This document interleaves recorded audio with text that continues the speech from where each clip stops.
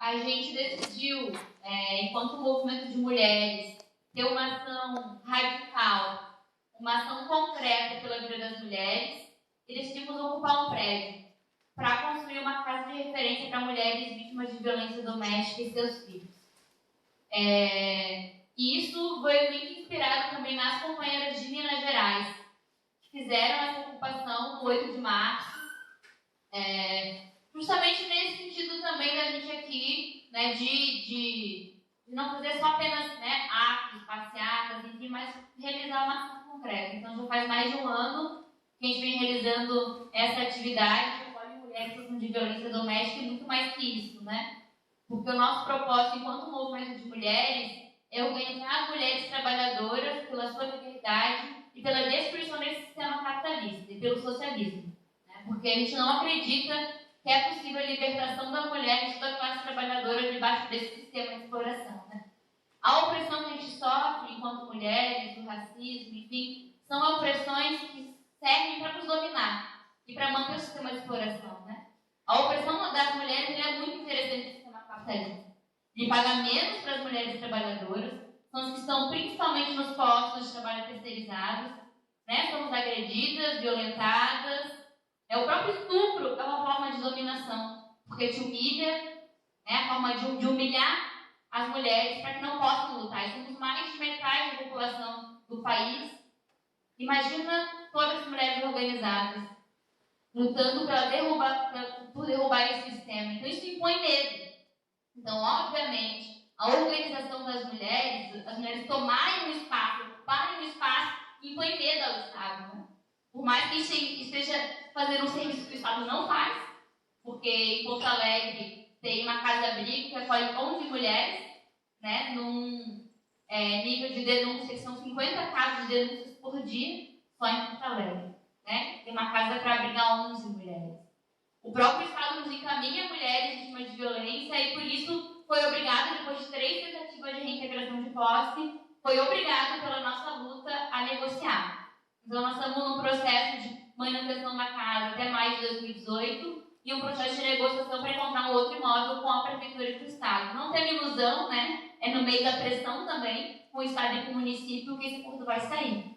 Então, a gente permanece atenta e mobilizada, assim, nessa luta, e falar um pouco da criminalização dos movimentos sociais, né? A gente vive um momento de avanço do fascismo no nosso país, né? De avanço do conservadorismo, enfim, e a criminalização aos movimentos sociais é de fato para quebrar a resistência, né? Para quebrar os movimentos que estão fazendo resistência contra todos os ataques. Isso é histórico, né? E isso acontece, todos os mecanismos de tortura, de repressão, não houve punição aos torturadores no nosso país, né? Na ditadura militar. Então, todo o mecanismo de tortura, ele é aceito, ele está dentro da instituição, né? E não é de hoje. Quantos amarildos por aí, né? Como o próprio Onir trouxe. Quantos jovens negros são assassinados todo dia e torturados?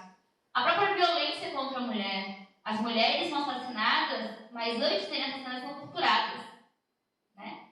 O feminicídio que chama, as mulheres são torturadas até serem mortas. É um crime de ódio, isso também é tortura, né? A tortura psicológica, enfim. Então todo esse mecanismo de tortura, de repressão, ele está dentro, porque, né, a polícia militar, a polícia civil, e muito pior, porque tem mais tecnologia hoje do que se tinha antes.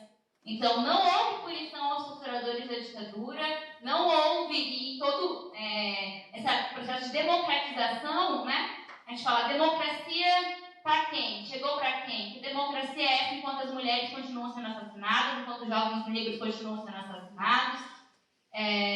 Então, a criminalização aos movimentos sociais, ela vem muito nesse sentido para quebrar e para destruir a resistência, né? Então, por isso, como o companheiro disse, e destruir a vida das pessoas também, né? Então, torturar psicologicamente, apelo midiático, né? Que se faz para que as pessoas, né, sejam demitidas dos seus trabalhos, parem de militar ou parem de organizar a luta. O próprio despejo da Lanceiros Negros, né, organizado pelo MLB, a gente também coloca muito isso. responsável por esse despejo foi o Sartori. Foi o governador, o braço armado que cumpriu esse despejo foi a Brigada Militar e com conivência de vários órgãos do Estado, porque eles reuniram para planejar esse despejo, para planejar, nós vamos quebrar esse movimento que está a passos da Assembleia Legislativa, a passos do Palácio, né? Tá a passos dali. Tem organizado 70 famílias e fazendo uma bagunça no centro da cidade. Porque as famílias não estavam só lutando por moradia ali, estavam indo para passear para comprar da passagem, estavam denunciando o Marquesan, a destruição do serviço público, enfim, estavam lutando por seus direitos, tomando consciência política. E isso é muito perigoso. Quando o povo passa a tomar consciência política de que pode tomar esse prédio, mas que pode tomar o poder, isso é uma ameaça. E precisa ser quebrado. Então, o despejo, inclusive, da Lanceiros Negros tem esse tom. E como sabiam que da última vez, né, foi cercado, a gente conseguiu mobilizar, né, teve um grande apoio da sociedade no outro ano, e conseguimos reverter judicialmente a decisão, e foi linda aquela cena, né, da população expulsando a Brigada Militar, eles sabiam que não podiam fazer desse jeito.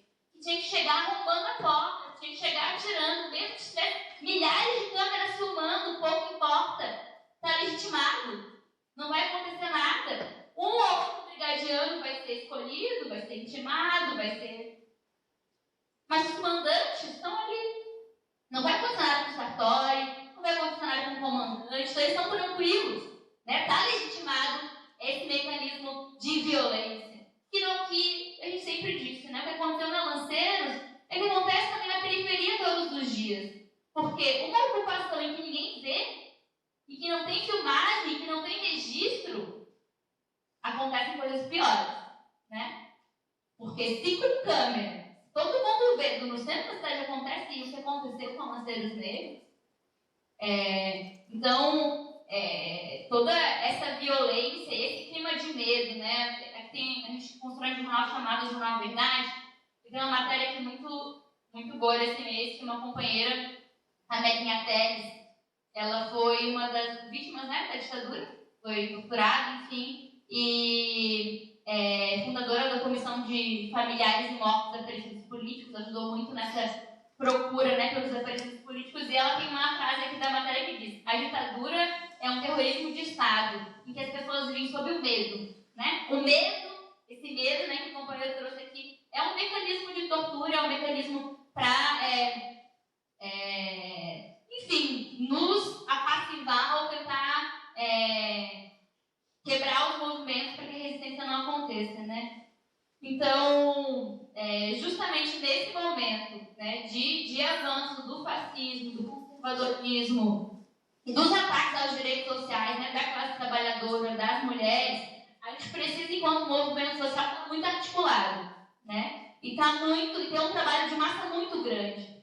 Porque isso é que vai fazer com que a gente construa a resistência.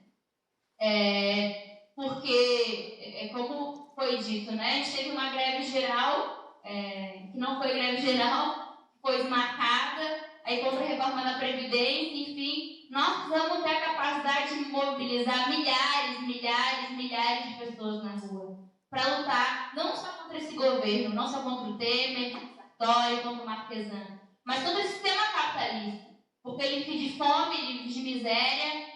A gente tem o Natal agora, né? Quantas famílias vão ter o que comer na sua mesa? Quantas famílias vão ter uma bela refeição? Quantas famílias têm uma cesta básica? Enquanto a gente continua enriquecendo essa burguesia, né, que vive da exploração do sonho e do sangue, como o Verão que falou, da classe trabalhadora, dos povos indígenas, dos povos camponeses, das mulheres, dos negros, das negras.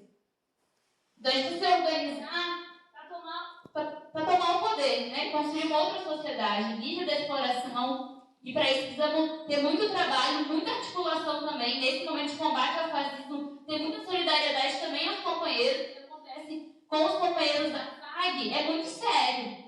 O que acontece no Rio Grande do Sul, a criminalização dos movimentos sociais, dos blocos de luta, é muito sério. É abrir brecha para todo mundo, né? Não é? É muito sério o que acontece, a gente tem que olhar para isso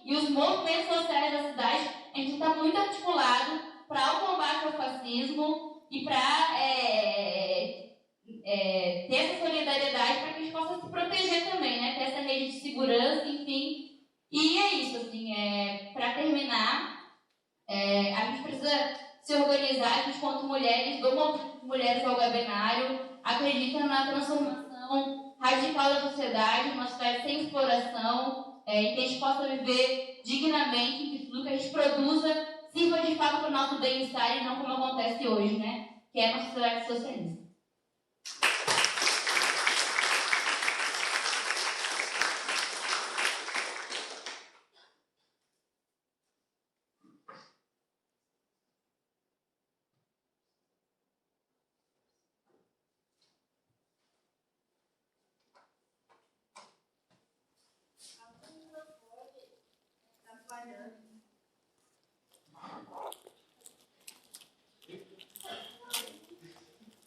Boa noite.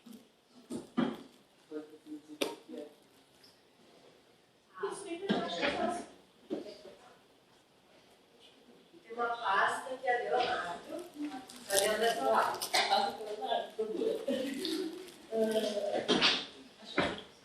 Pode botar em PDF, acho que.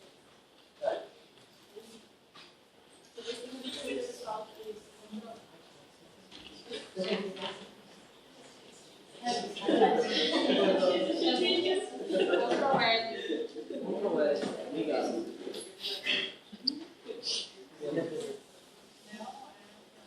Pessoal, então, boa noite, né?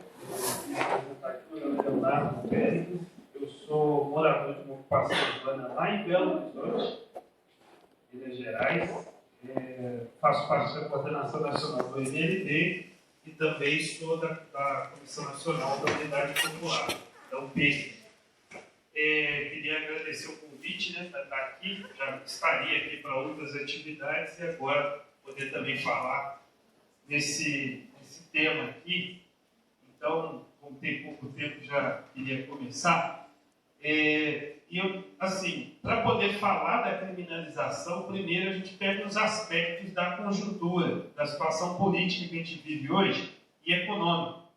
E aí não tem como não falar da crise econômica, do nosso modo de ver. Porque é uma crise muito pesada que envolve várias áreas, não só econômica, mas que o econômico influencia em várias outras áreas.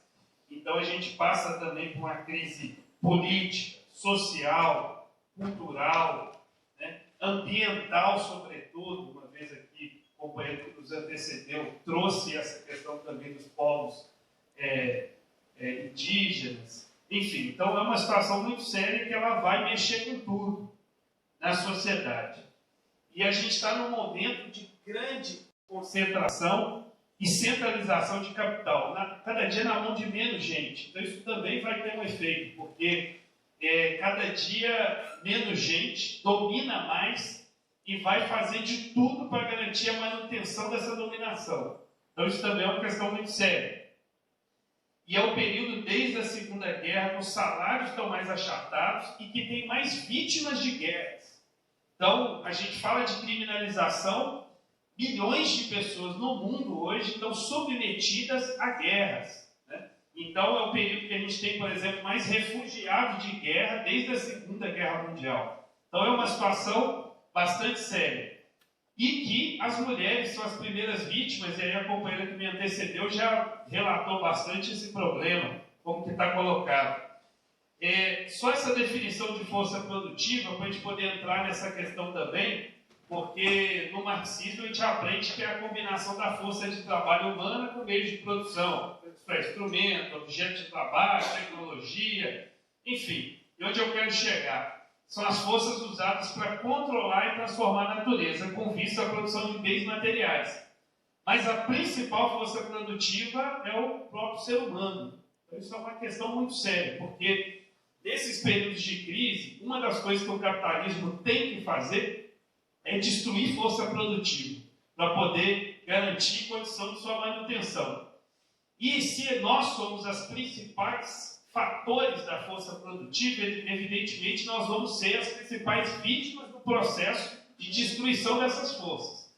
Aí a gente traz esse aspecto do racismo estrutural, que o companheiro também colocou aqui com bastante propriedade quilombola, mas lembremos que isso está de forma estrutural no conjunto da sociedade. Quando a gente fala desses números, esses números são oficiais, é do Fórum Brasileiro de Segurança Pública. De 2011 a 2015 morreu mais gente vítima de violência no Brasil do que na guerra da Síria. Então, mas o discurso que se tem no país é que a gente vive num país da paz, até Deus é brasileiro, de tão pacífico e maravilhoso que é esse país. Né? Esse é o discurso.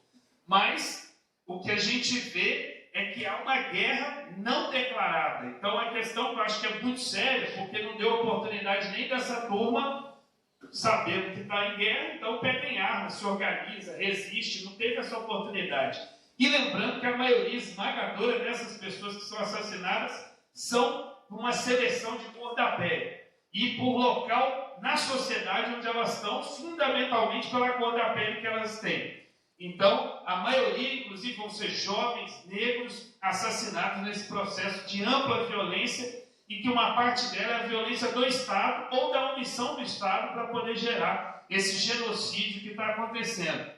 Pode passar aí. E aí também a perspectiva que nós trazemos de direito à cidade, dialogando com o primeiro tema que foi colocado, porque a gente entende o direito à cidade como a livre apropriação do tempo e do espaço também. Porque se as pessoas não tiverem acesso a isso, mesmo que fosse possível ter uma cidade acessível, mas se elas não podem dominar seu próprio tempo, então é muito impossível, quase impossível, elas terem acesso à cidade. E não pode ser distanciado do mundo do trabalho, porque muita gente fala desse negócio de direito à cidade e distancia desse tema. E eu falo isso porque numa sociedade onde as pessoas estão submetidas a jornadas de trabalho imensas, e elas trabalham demais, elas nunca vão poder gozar da cidade. Então, acho que isso é uma reflexão muito séria. E pior também, porque além do mundo do trabalho, tem a questão da segregação. Então, uma cidade estruturada do ponto de vista racista, onde tem partes dela que pessoas não podem acessar pela cor da pele e pela classe social que elas têm, então isso também é um entrave para poder se atingir, e é uma forma de criminalização não só dos movimentos, mas do conjunto da sociedade, que é essa situação que a gente vive. É uma criminalização do todo, que também vai chegar nos movimentos populares e sociais.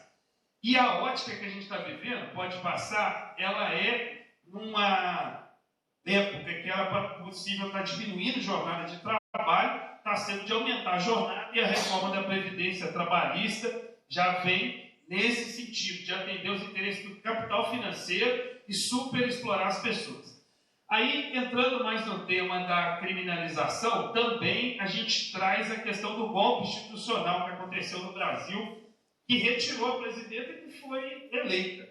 Isso é uma coisa que a gente tem que lembrar, que não cometeu crime nenhum para tal. Nós podemos discordar, criticar. Tinha muita crítica, inclusive, ao que o governo do PT, os governos do PT vinham fazendo, mas concretamente o que aconteceu foi um golpe institucional. E essa questão dos surtos de exceção, esse termo não é nosso. O André Singer, que é um analista político, ele traz essa discussão. Eu estou trazendo esse termo porque eu acho que isso não é qualquer coisa.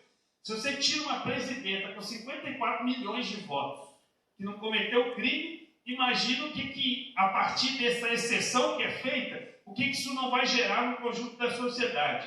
E ele traz essa reflexão, porque há um processo de modificação profundo da legislação no Brasil já de algum tempo, então não vem só do período do Temer, isso é anterior, mas que gradativamente criaram uma institucionalidade atual que já não é mais a de 88. Nós não podemos dizer que nós estamos na Constituição, sob a Constituição aprovada em 88.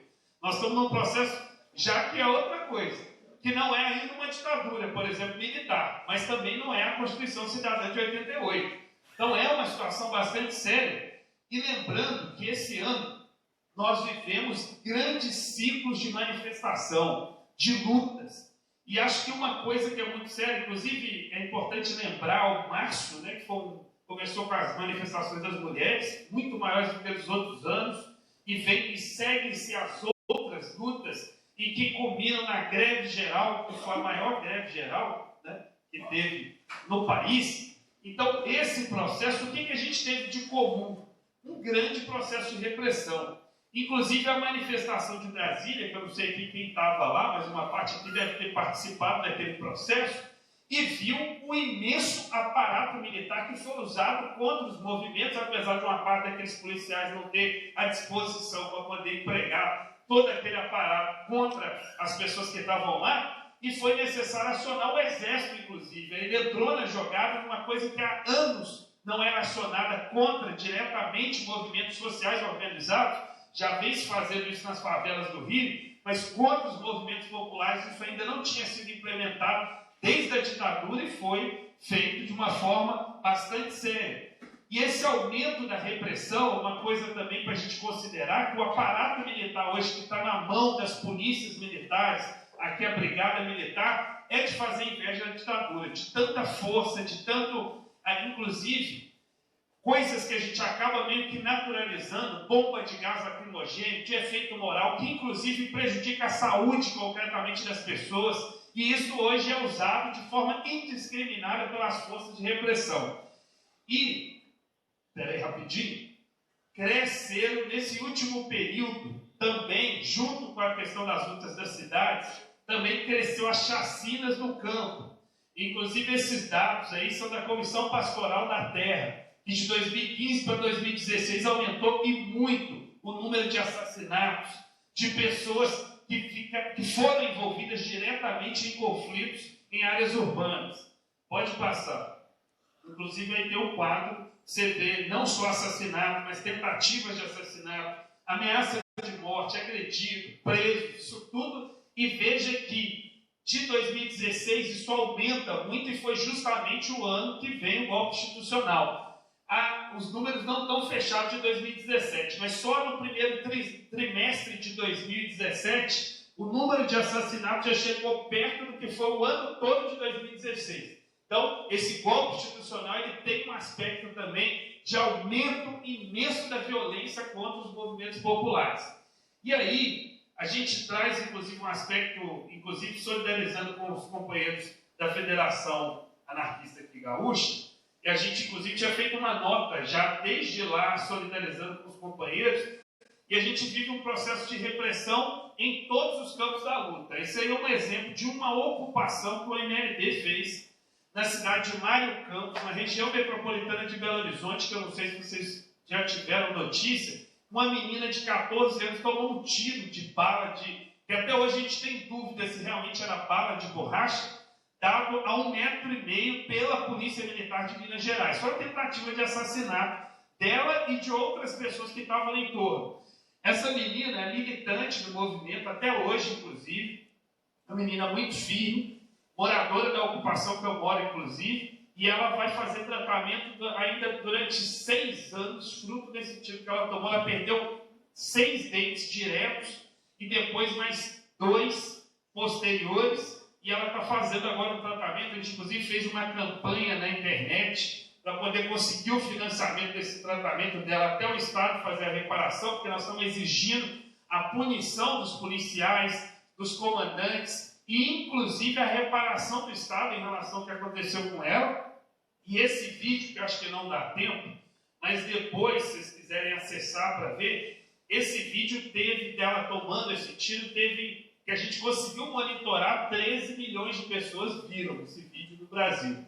E esse link é o do YouTube, que tem 7 mil e pouca, mas se você somar a mídia ninja, os jornalistas livres e a própria rede do MLB pelo Facebook, deu pelo menos mais de 12 milhões e meio de pessoas que assistiram esse vídeo. Então, é 5 minutos. Não sei se dá tempo. Então, beleza. Pode ser que aí depois a gente tem um finalzinho aí depois do vídeo, eu falo.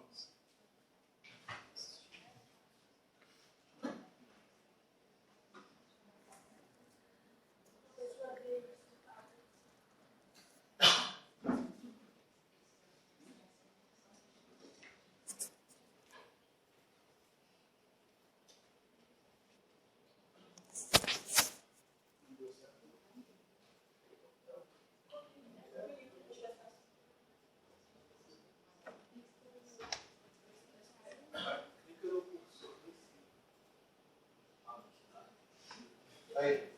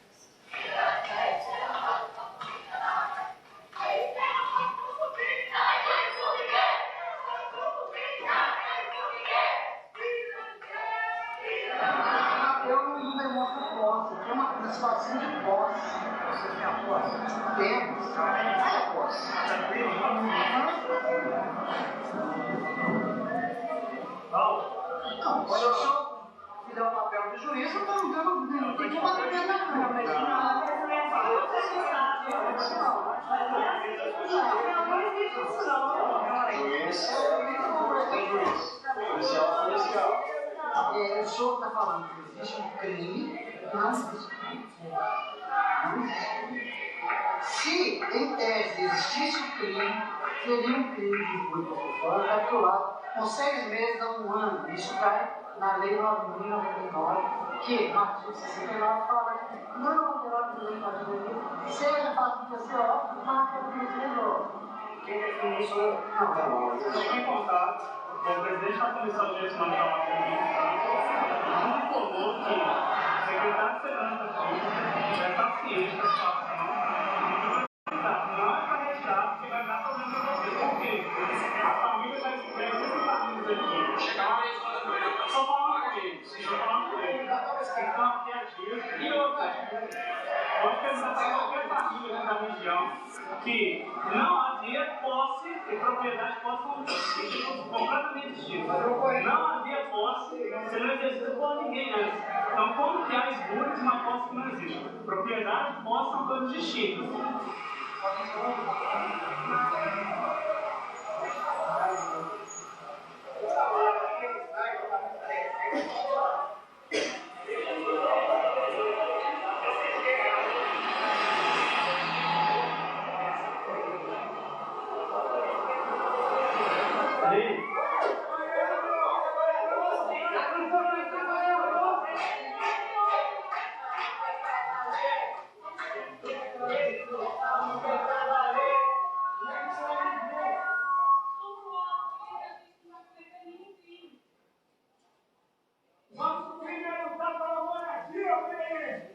Não precisa disso. Nós não atacamos vocês em obra nenhuma.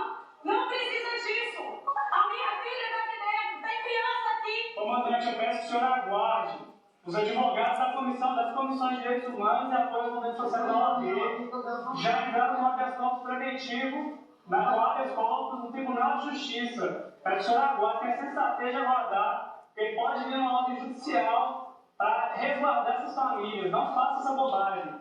É um grande absurdo isso. O senhor vai machucar muita gente aqui desnecessariamente. Peço que o senhor aguarde, tem razoabilidade.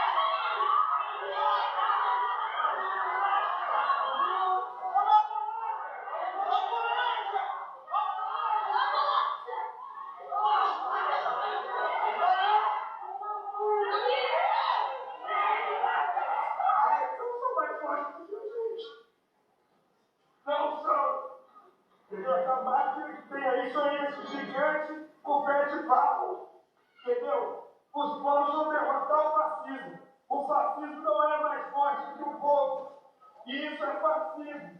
Isso não tem nada. Tem essa desgraça, nessa ilusão de Estado burguês. Eles chamam essa desgraça de Estado democrático de direito. Nem essa desgraça, isso é fascismo.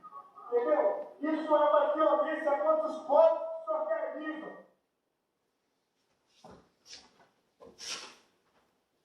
Bem, vocês veem ali, inclusive, do ponto de vista do que eu estava falando, que depois dela tomar um tiro no rosto, a PM ainda é tão violenta que ela continua mandando bomba, inclusive para cima das pessoas. Enfim, foi uma barbárie esse dia. E a gente já encaminhou esse vídeo para a Comissão de Direitos Humanos da Assembleia Legislativa. O Ministério Público abriu uma investigação. Enfim, tem todo um processo acontecendo, inclusive a nível internacional. Nós estamos levando essa denúncia. E esse é um caso que nós não podemos aceitar, não ter responsabilização para cada um desses envolvidos, inclusive não só o que atirou, mas quem ordenou toda a operação ter acontecido.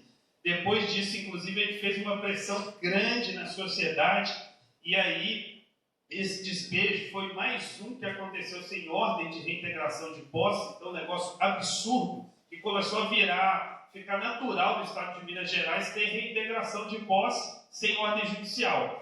E a gente começou a fazer uma pressão que, inclusive, resultou numa reunião com o governador, e o movimento não teve medo de continuar fazendo as lutas. Nós fizemos outras ocupações, e a última, inclusive, que nós fizemos, ela não foi despejada, se mantém no prédio no centro de Belo Horizonte, e depois dessa pressão toda, a gente conseguiu reunir com o governador, que teve que reconhecer que quem manda na polícia é ele, que essas ações não podiam continuar, e que não era possível ter reintegração de posse sem ordem judicial, e que nenhum policial estava autorizado a fazer isso posteriormente. A gente sabe que isso continua acontecendo com ocupações não organizadas, mas pelo menos as últimas organizadas dos movimentos permaneceram depois desse processo, mas a gente continua a denúncia. Pode passar para terminar. E aí, lembrando dos planos das classes dominantes, eu vou falar rapidinho. Em escala mundial, se trabalhos que está acontecendo aqui no país, de aumento de militarização, de reforma a favor do grande capital, de desmonte dos movimentos populares sindical, pelo menos tentativa, né, de aumentar a divisão no setor com racismo, xenofobia, machismo, violência de todo tipo, aumento da desigualdade. E essa última coisa que eu quero falar, que é recorrer também ao fascismo, se for necessário, para as classes dominantes, como a gente já viu isso acontecer em outros momentos. Aí pode passar, que é a última parte que eu quero falar, que é em relação a essa questão do fascismo. Isso, porque a gente vê o que está acontecendo no nosso país. Houve declarações recentes de membros do alto comando do Exército dizendo que o Exército está preparado, tanto o Mourão com a maçonaria, que está na internet, inclusive no YouTube. Quem não viu, acesse lá o general Mourão falando numa palestra para a maçonaria, e o Punjol, que é outro general, falando para empresários aqui do Sul. Inclusive, se não me falha, ou foi em Santa Catarina ou foi aqui em Porto Alegre, essa palestra do Punjol, onde ele disse para os empresários, inclusive, que ele não podia ir para a rua, mas os empresários que deviam ir, e tendo apoio popular, eles vão agir. Então é uma questão muito séria. Uma coisa é a esquerda ficar dizendo que tem esse risco, outra é efetivamente o próprio Exército gravar, fazer essa medida e colocar isso na internet de forma ampla para mostrar aquilo que eles estão preparando, e se eles chegaram a falar é que a coisa já estava bastante preparada nos bastidores. E aí, o que a gente acha também desse próximo período, que é importante romper a ilusão de que só a eleição vai resolver. Algum companheiro falou isso aqui, que só se pensa em 2018, isso é parte da esquerda, porque os movimentos consequentes não podem cair nessa ilusão, né? E óbvio, nós não estamos dizendo que não tem que participar de eleição. A eleição é importante, senão você deixa o povo à mercê da direita. É óbvio que tem que participar, mas a questão central é que nós não podemos nos pautar por isso. Veja que greve geral foram vendidas, entregue por causa de migalha e por causa de se colocar eleição na frente dos interesses populares e das lutas. Isso jamais nós podemos fazer. E pode passar. Tem uma questão muito séria, que é essa, afinal, que é falando sobre essa questão do fascismo, que a gente vê a situação internacional e que nenhum lugar do mundo se caminha para a democracia plena. Pelo contrário, nós estamos vivendo retrocesso em relação a essa limitada democracia burguesa que a gente vive. E pode passar. E a questão do fascismo, não basta só a gente dizer, a gente precisa explicar o que foi. Acho que isso e o que é. Eu acho que isso também é um esforço, porque só falar fascismo, parte das pessoas não entendem. Então nós precisamos ligar com o que aconteceu no país, no período da ditadura, dizer que isso é uma fusão dessa política antipovo que está aí, com o interesse dos ricos, dos grandes monopólios, dos milionários desse país, porque a eles interessa mais ter uma ditadura, porque nem essas manifestações que tem agora vai ter. Não tem direito nenhum de contestação por parte dos de baixo.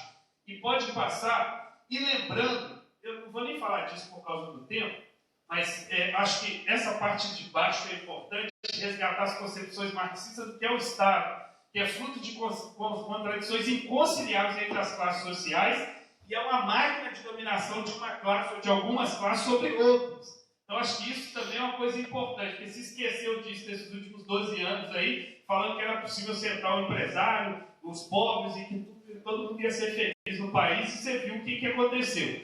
E pode passar para terminar, a importância disso, do trabalho de base, para poder fazer frente à situação que nós estamos vivendo. Parte da esquerda abandonou isso, parou de pisar no barro, ir para a periferia, preparar a resistência, organizar o povo, mesmo aquele que discorda de você. Então, acho que isso é uma questão muito importante. E organizar o povo não é naquela concepção arrogante de que a gente que sabe o que é organização e o povo não. Pelo contrário, já tem muita coisa organizada. O povo sabe organizar sua resistência, sabe fazer ocupação, sabe fazer greve, sabe fazer luta. Agora, o que nós precisamos é articular essa resistência, unificar a resistência. Isso é uma coisa importante, preparar condições para mudar a correlação de força que a gente vive hoje, e acho que pouca gente vem detalhando e falando sobre isso. E lembrando que para derrotar o fascismo, só com massa na rua.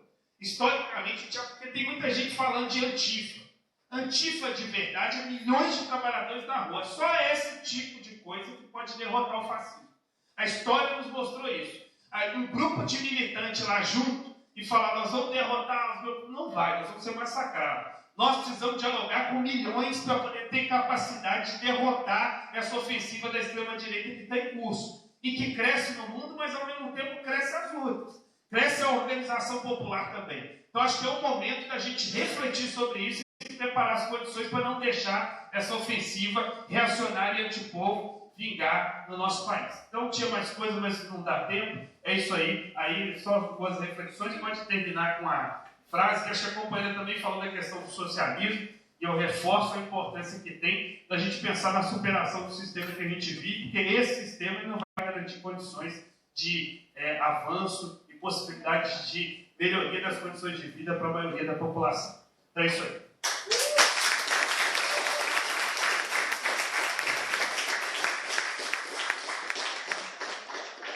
Gostaria de agradecer a palavra aí da banca e queria convidar o pessoal que estava na outra banca a subir para, se alguém tiver alguma pergunta.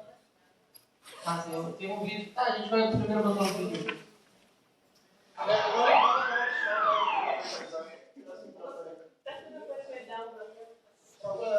Para mim, contextualizar um pouquinho e o motivo de eu estar colocando esse vídeo aqui, até para exemplificar aí que o companheiro colocou sobre o avanço do fascismo no Brasil, né? Falou do general Mourão, assim, e alto escalão, né, das Forças Armadas. Mas isso também está entranhado também nos mais baixos escalões, assim, lá no interior do Rio Grande do Sul, lá em Erechim. A gente recebeu essa ameaça por vídeo. Pode dar o play. Só um minutinho antes. Esse rapaz, ele é um policial militar, né? Ele também é um dos organizadores do clube engraçado, Clube de Tiro e Caridade Bolsonaro. Mas enfim, né, cara, é necessário, assim, tipo, vai ser cômico, vai ser, acho que, né, mas às vezes a gente tem que esforçar um pouquinho, talvez, para não rir, assim, porque amanhã depois a gente pode ter algum militante nosso aí machucado, ou até mesmo ferido gravemente aí por conta de uns abobados disso aí. Então, por favor. Olha só, estou passando aqui por uma rua da cidade de Erechim, próximo ao frigorífico da Aurora. Olha que eu encontro colado nas paredes. Federação Anarquista Gaúcha. Quer dizer que os anarquistas têm até uma federação. Aqui, ó, do feminicídio, da mulherada, dos feministas. Olha isso aqui. E olha quem mais tem aqui. Pedro Selig. Sabe quem é esse sujeito aqui? Pedro Selig. Ele foi um delegado de polícia, coordenador do DOPS em Porto Alegre. Graças a ele, muitos desses comunistas de merda, esses anarquistas de bosta foram presos. E agora eles falam que foram torturados. Ai meu Deus, que luta. Tem vergonha na cara. Quando no muro das empresas, isso aqui, ó. Vai pular na casa de vocês, seus vagabundos. Não tem vergonha na cara? Olha isso aqui. Olha isso aqui. Isso aqui é na cidade de Erechim, que eu no frigorífico da Aurora. Tá? Federação Anarquista Gaúcha. Ah, quer dizer que em Erechim tem anarquista? Deixa eu encontrar esses anarquistas para ver. Vocês vão fazer isso aqui, ó. E vamos dar parabéns pro delegado Pedro Selig por ter prendido esses anarquistas, por ter prendido esses comunistas que diz que foram torturados. Imagina a tortura desse passado. Pena que eu não nasci nessa época.